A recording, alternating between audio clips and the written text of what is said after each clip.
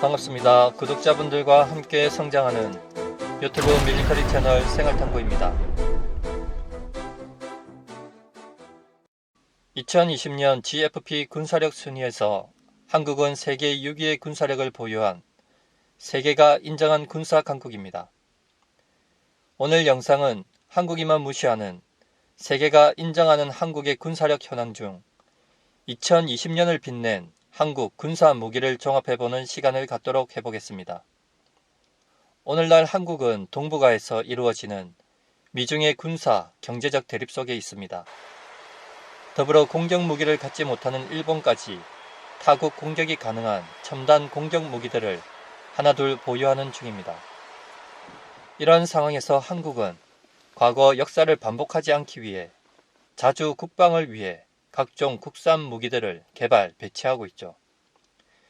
특히 눈에 띄는 한국이 개발했거나 개발 중인 전략 무기 중 2020년을 빛낸 한국 군사 무기들을 보면 첫 번째로 한국형 전투기 KF-X 순항, 두 번째로 핵잠으로 가는 길 3000톤급 중형 잠수함 건조, 세 번째로 한국형 차세대 구축함 KDDX, 네 번째로 미사일 강국 한국의 현무포 탄도미사일, 다섯 번째로 한국형 항공모함 건조가 있겠습니다.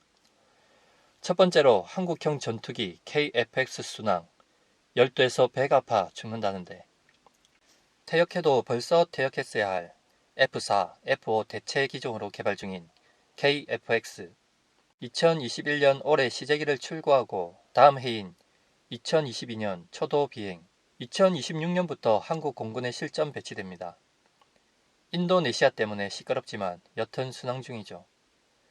지난 8월 7일 경기 용인종합연구소에서 KF-X에 장착되는 A사 레이더 시제품 출고식이 개최되었고 9월 3일 카이는 시제기 최종 조립에 들어간다고 밝혔죠. 참고로 A사 레이더는 안테나를 움직이지 않고 위상 제어만으로 상하 좌우 동시 탐지가 가능하고 동시 다목표 공격이 가능합니다. 또한 표적 형태에 따라 최적화된 레이더 빔 발사가 가능하며 지속적 소프트웨어 업그레이드로 성능 또한 지속적으로 향상이 가능하죠.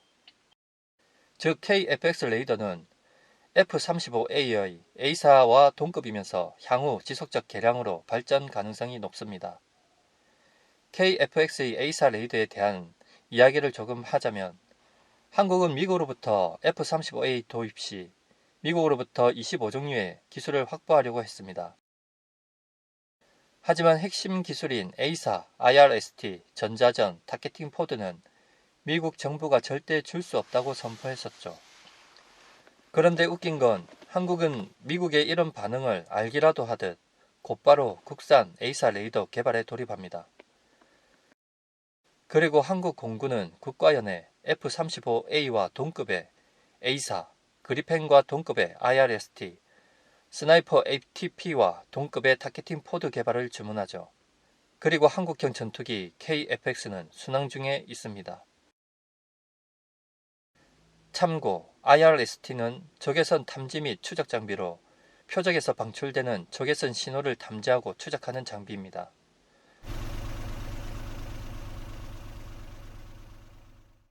그리고 스나이퍼 APT는 야간 표적 식별 장비로 조종사가 적의 대공무기 위협 범위 밖에서 주야간 표적을 정확히 식별, 정밀 공격을 하기 위한 장비입니다. 두 번째로 핵잠으로 가는 길 3000톤급 중형 잠수함 건조. 아마도 한국이 개발 중인 전략 무기 중 가장 기대를 모으는 무기가 중형 잠수함이 아닐까 생각됩니다. 한국은 삼면이 바다로 북한, 일본, 중국, 러시아 등 적국과 가상 적국들 사이에 있습니다. 이는 곧 해군의 핵심 전력인 잠수함이 유사시 게임 체인저로 역할을 한다는 것이죠. 3000톤급 신형 국산 잠수함으로 배치 1, 배치 2, 배치 3 각 3척씩이며 배치 3으로 진행할수록 함형 발전과 성능 개선은 물론 핵잠까지 내다보고 있습니다. 배치 1인 1번함 도산 안창호함과 2번함 안무함의 크기는 길이 83.3m, 폭 9.6m, 최대 속도 20노트 이상이며 수직 발사관 6개에는 차기 초음속 대함미사일, 현무3 순항미사일, 현무 EB, SLBM 등이 탑재될 예정이며 533mm ATP 발사관 육문에는 백상어, 범상어, 중어뢰, 하품 대함미사일, 현무3 순항미사일, 차기 초음속 대함미사일 등이 탑재됩니다. 그리고 향후 배치 2의 특징으로는 배수량 10% 증가, 리튬 이온 전지 적용, 전투 체계와 소나 체계 성능 개량, VLS 4셀 추가 총 10셀, 길이 83.3m에서 89.4m로 증가, 폭 9.6m에서 9.7m로 증가. 또한 성능으로는 일본의 쏘리급과 비슷하거나 오히려 더 뛰어난 신기술과 무장이 적용될 것으로 기대를 모으고 있으며 2025년부터 27년까지 총 3척을 전력화할 것입니다. 세 번째로 한국형 차세대 구축함 KDDX. KDDX는 선체와 전투체계 모든 부분에서 자체 건조하는 한국 최초의 스텔스 구축함입니다. 2030년 중반까지 총 6척 건조를 목표로 하고 있으며 KDDX의 핵심인 자체 개발 중인 전투체계는 함정의 두뇌입니다. 참고 함정 전투체계는 각국 해군 전략이 함축된 기술로 함정 전투체계 국내 개발은 곧 우리 해군력을 입증하는 것이 됩니다. 길이 156m, 폭 19m, 배수량 6,500톤, 무장으로는 127mm 함포 1문, KVLS-2 64셀, 대한미사일 16기 등이며 탑재되는 무기체계는 현무 함대지 순항미사일, 한국형 초음속 대한미사일, 홍상어 대잠미사일, 해궁 단거리 함대공 미사일, 천궁 기반 중장거리 함대공 미사일, 함정의 스텔스 능력을 향상시키는 통합 마스터가 적용됩니다. 네 번째로 미사일 강국 현무 포 탄도미사일. 현무 시리즈 이름만 들어도 두근두근거립니다. 현무 미사일은 대한민국 군이 보유하고 있는 전략 무기체계 중 핵심 무기로 이동식 발사대 TL을 이용한 지대지 100점짜리 정밀 타격과 구축함과 잠수함에서도 발사가 가능해 북한은 물론 일본, 중국 등 주변국들이 가장 두려워하는 한국의 정밀 탄도 미사일입니다. 탄두 중량 2톤을 자랑하는 현무포는 800km의 사거리를 날아가지만 사거리를 300에서 500km로 줄이면 탄두 중량은 무려 4톤 이상까지 늘어나 더욱 강력한 파괴력을 가진 세계 최강의 벙커 버스터가 됩니다.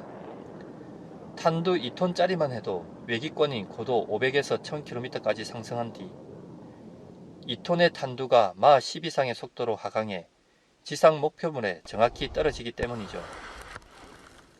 현무포의 지하시설 관통력은 100m 수준이며 이는 현존 최강의 벙커버스터인 GBU-57의 관통력 60m를 훨씬 능가하는 수치입니다. 그리고 현무 시리즈는 지금도 극비리에 개량 중인 것으로 알려졌습니다. 다섯 번째, 한국형 항공모함 건조. 2021년에서 25년 국방중기 계획에 따라 경항공모함 보유를 공식화했습니다. 만재 배수량 4만 톤급 경항공모함은 한반도 인근 해역과 원해 해상 교통로를 보호하고 기동 부대 작전 시 항공력의 신속한 투사를 위해 F-35B 20여 대를 도입, 올해부터 2033년까지 총 1조 8천억 원을 투입해 건조할 계획입니다. 다만 아직은 항공모함의 규모와 함재기 기종에 대해 논란이 여전하지만 경항모로 이미 개발은 시작되었습니다. 강력한 국방력 건설을 위한 지금의 노력이 향후 10년 안에 빛을 볼 것으로 기대됩니다. 마치며 다음에 업로드할 영상은 2030년대 대한민국 국방을 이끌어갈 한국의 신무기 개발에 대해서 종합적으로 알아보겠습니다. 차기 공대지 순항미사일 개발 현황, 손원일급 성능 개량 X형 타 장착, 한국형 중장거리 함대공 미사일 개발, 사우디의 한국형 대공전 체계 수출, 한국형 CIWS-2 건접 방어 무기 개발, 극비 무기 한국 EMP탄 개발, 한국형 전자전기 개발, 한국형 합동 화력함 건조 사업, 천궁 기본형 양산 완료와 성능 개량, 스텔스 공격 무인기 무인 정찰기 사업, 해성 대항미사일 성능 개량, UAE의 천궁2 지대공, KT-SSM 수출, 극초음속 미사일 개발, 차세대 사거리 연장탄 개발 등이 있겠습니다. 시청해 주셔서 감사합니다. 구독과 좋아요 알림은 기쁨입니다.